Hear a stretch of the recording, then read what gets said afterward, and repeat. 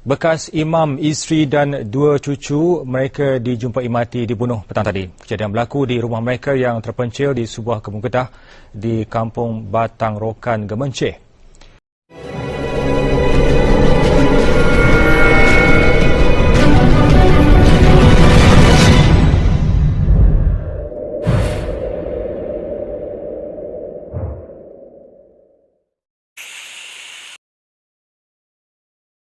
Tidak ada siapa yang dapat menyangka bertarikh 4 Januari 2010 merupakan hari gelap bagi sebuah keluarga yang mendiami di sebuah kawasan bernama Kampung Batang Rokan, Gemenceh, Negeri Sembilan.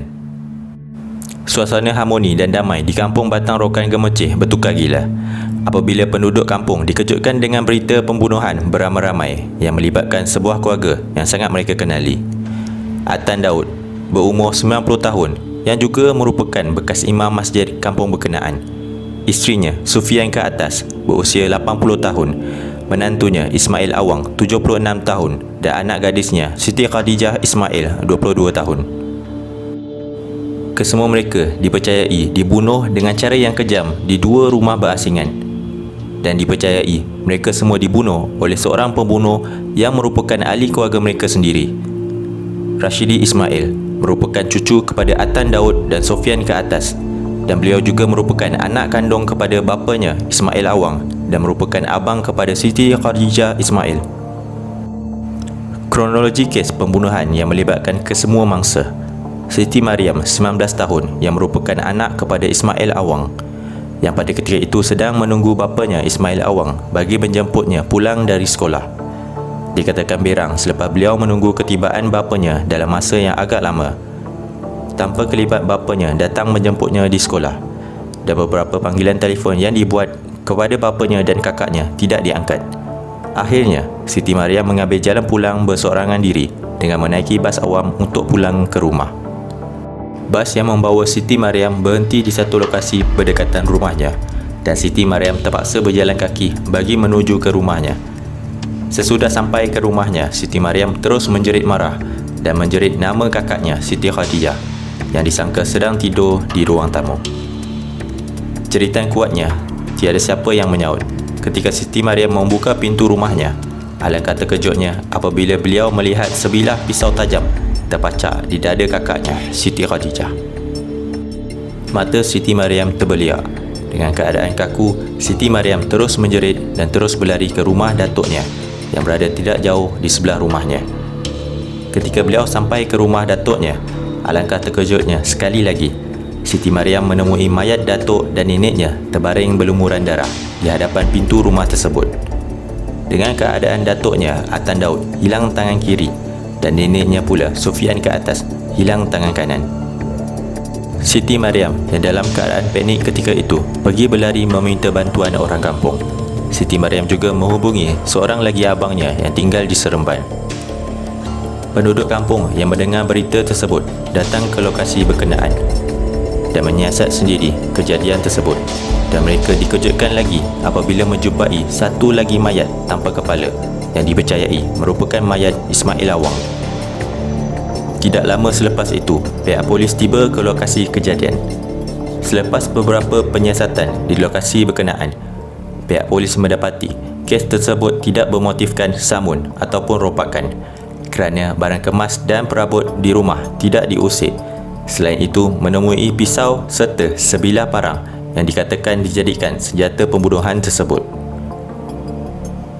Pihak polis meminta kerjasama orang ramai bagi mengesan seorang lelaki bernama Rashidi Ismail berusia 34 tahun yang juga merupakan anak kepada Ismail Awang bagi membantu siasatan kerana kelibat beliau tidak kelihatan kerana beliau sepatutnya tinggal bersama-sama keluarganya di rumah tersebut.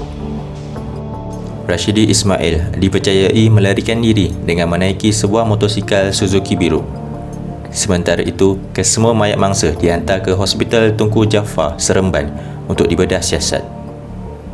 Selepas melarikan diri dengan menaiki motosikal, Rashidi Ismail dikatakan melarikan diri sekali lagi dengan menaiki sebuah bas dari arah Tampin ke Kuala Lumpur dengan bersamanya sebuah beg yang berisi kepala yang dipercayai merupakan kepala bapanya sendiri, iaitu Ismail Awang. beliau dikatakan menaiki bas sejauh 120 km untuk pergi ke sebuah kawasan perkuburan Islam di Seksyen 21 Shah Alam bagi menanam kepala bapanya. Bas berjaya menanam kepala bapanya di kawasan perkuburan tersebut.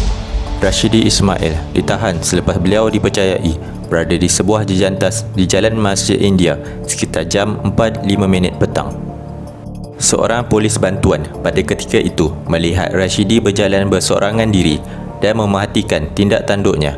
Selepas memerhatikan wajah Rashidi dengan butiran yang beliau simpan mengenai rekod beberapa suspek yang dikendaki polis, beliau mempercayai bahawa Rashidi merupakan salah seorang suspek yang dikendaki polis dalam kes pembunuhan yang berlaku baru-baru ini.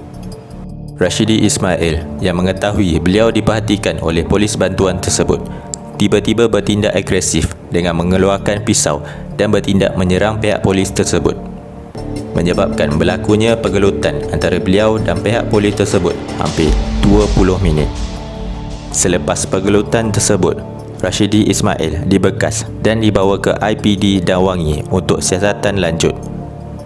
Setelah siasatan dilakukan oleh pihak polis mengetahui bahawa Rashidi Ismail merupakan suspek pembunuhan utama yang berlaku di Kampung Batang Rokan Gemerceh, Negeri Sembilan baru-baru ini.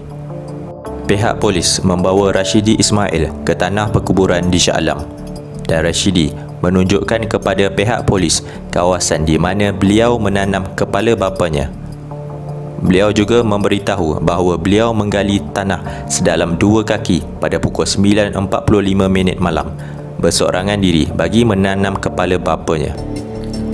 Setelah pihak polis menjumpai kepala Ismail Awang, pihak polis terus mengantar Rashidi Ismail ke IPK Negeri Sembilan. Perbicaraan kes berjalan di Mahkamah Tinggi Seremban dan prosedur perbicaraan mendapati Rashidi Ismail tidak bersalah dalam kesemua tuduhannya kerana Rashidi Ismail dikatakan kurang siuman dan mengalami penyakit skizofrenia. Rashidi Ismail juga dikatakan mampu mendengar beberapa suara kecil berbisik di telinganya.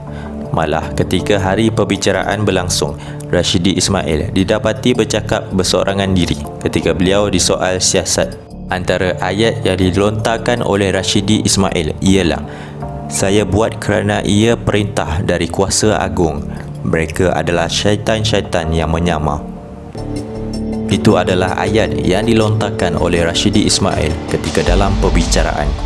Kejadian yang menimpa keluarga ini sememangnya menjadi satu sejarah hitam, apatah lagi tidak dapat diterima oleh Siti Mariam serta ibunya Zahara Atan, kerana kesemua ahli keluarga yang tercinta mati dibunuh oleh anak dan abang sendiri, kata Siti Mariam dan ibunya setelah diwawancara selepas selesai perbicaraan kes. Kata Zahara Atan, walaupun masih sukar untuk melupakan kes tersebut, sebagai seorang ibu, beliau tidak sampai hati membencikan anaknya Rashidi Ismail dan tetap memaafkannya kerana beliau tahu anaknya mempunyai masalah mental. Rashidi Ismail juga dikatakan merupakan seorang bekas graduan Universiti Teknologi Malaysia, dikatakan mengalami masalah mental selepas banyak mengalami kekecewaan kerana putus cinta dan tunang, dan dia juga dikatakan pernah menuntut ilmu yang tidak sepatutnya selepas beliau putus cinta dan gagal dalam percintaan. Sekian, terima kasih.